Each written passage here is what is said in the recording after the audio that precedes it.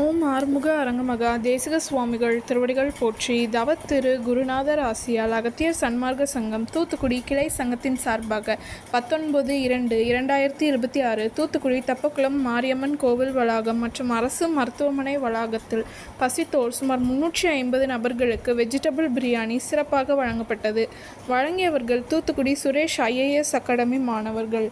அன்னதானத்திற்கு பொருளுதவி செய்தவர்களும் தொண்டு செய்தவர்களும் அவர்கள் குடும்பத்தாரும் எல்லா வளமும் பெற்று சிறப்புடன் வாழ வேண்டுகிறோம்.